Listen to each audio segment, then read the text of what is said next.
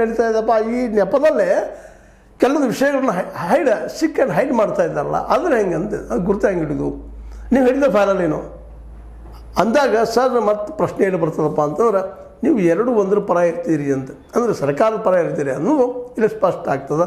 ಹೀಗಾಗಿ ಸರ್ಕಾರದ ನಿರಂತರವಾಗಿ ಗೆಲ್ತಾ ಹೋಗಿ ಕೊನೆಗೆ ಒಂದು ದಿವಸ ಇದು ಡಿಕ್ಟೇಟರ್ ಆಗೋ ಸಾಧ್ಯತೆಯೂ ಅದ. ಯಾಕೆಂದರೆ ನಿರಂತರವಾಗಿ ಗೆತ್ತಾ ಹೋದಾಗ ಅಲ್ಲಿ ಒಬ್ಬ ಏನಪ್ಪ ಡಿಕ್ಟೇಟರ್ ಅಥವಾ ಸರ್ವಾಧಿಕಾರಿ ನಿರ್ಮಾಣ ಅವೆಲ್ಲ ಸಾಧ್ಯತೆಗಳಿದ್ದಾವೆ. ಇದಕ್ಕೆ ಉತ್ತರ ಅವರಲ್ಲಿ ಇಲ್ಲೇನು ಅಂತ ಅನಿಸ್ತದೆ.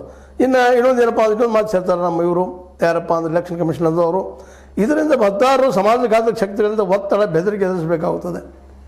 ಅಂದರೆ ಇದರಲ್ಲಿ ನೀವು ಒಪ್ಕೊಳ್ತಾ ಇದ್ದೀರಿ ಎಲೆಕ್ಷನ್ ಕಮಿಷನ್ದವರು ಸಮಾಜಘಾತಕರಿದ್ದಾರಂತ. ಸಮಾಜಘಾತಕರನ್ನ ಕಂಟ್ರೋಲ್ ಮಾಡೋದಕ್ಕೆ ಇಲ್ಲಿ ಪೊಲೀಸ್ ವ್ಯವಸ್ಥೆ ಆಯಿತು ಇಲ್ಲೋ, ಅವ್ರನ್ನ ರಿಸ್ಟ್ರಿಕ್ಷನ್ ಮಾಡಲಿಕ್ಕೆ ಸಾಧ್ಯತೆಯೂ ಇಲ್ಲೋ, ಮತ್ತು ಪೊಲೀಸನ್ನ ಯಾಕೆ ನೇಮಿಸ್ತಾ ಇದ್ದಾರೆ? ನಮ್ಮ ಜನರ ಟ್ಯಾಕ್ಸ್ ತೊಗೊಂಡು ಪೊಲೀಸ್ ಆಗಿರ್ಬೋದು ಇಲ್ಲ ಅದಕ್ಕೆ ಕಂಟ್ರೋಲ್ ಆಗಲಿಲ್ಲ ಅಂದ್ರೆ ಇಲ್ಲಿ ಮಿಲಿಟ್ರಿ ವ್ಯವಸ್ಥೆ ಆಯ್ತಲ್ಲ ಇಂಟರ್ನಲ್ ಕಂಟ್ರೋಲ್ ಮಾಡೋ ಸಲುವಾಗಿ ಅನ್ಯಾಯ ನಡೆದ ಇಲ್ಲ ಸಮಾಜಘಾತಕರು ಅವ್ರು ಏನು ನಾವು ಹೇಳ್ದಂಗೆ ಕೇಳ್ತೀವಿ ಅಂದರೆ ಇದರ ಅರ್ಥ ಏನು? ಈ ಸಮಾಜಘಾತಕ ವ್ಯವಸ್ಥೆಯನ್ನು ಮಟ್ಟ ಹಾಕೋದಕ್ಕಾಗಿ ಪೊಲೀಸ್ ವ್ಯವಸ್ಥೆ ನಮ್ಮಲ್ಲಿದೆ.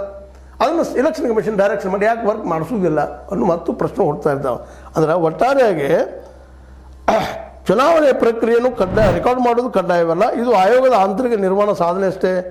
45 ದಿನಗಳ ಬಳಿಕ 45 ದಿನಗಳ ಒಳಗೆ ಫಲಿತಾಂಶ ಪ್ರಶ್ನೆ ಸಲ್ಲಿಸಿಕೆ ಆದರೆ ಅಂಥ ವಿಡಿಯೋ ಅಳಿಸಿ ಹಾಕುವುದಿಲ್ಲ ಅಂತ ಏನು ಕ್ಲಿಯರೆನ್ಸ್ ಕೊಟ್ಟಿದ್ದಾರೆ.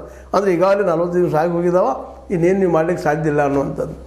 ಇವೆಲ್ಲ ನೆಲೆಯಲ್ಲಿ ನಾವು ಸೂಕ್ಷ್ಮವಾಗಿ ಗಮನ ಹರಿಸಿದಾಗ ಇವತ್ತೇನೋ ವಿನಿಂಗ್ ಸೈಡ್ದಲ್ಲದ BJP ಸಪೋಸ್ ನಾಳೆ ನಾವು ಜನ ಒಮ್ಮತದಿಂದ ಬದಲಾಯಿಸಿದ್ರಪ್ಪ ಅಂದ್ರೆ ಅವ್ರಿಗೆ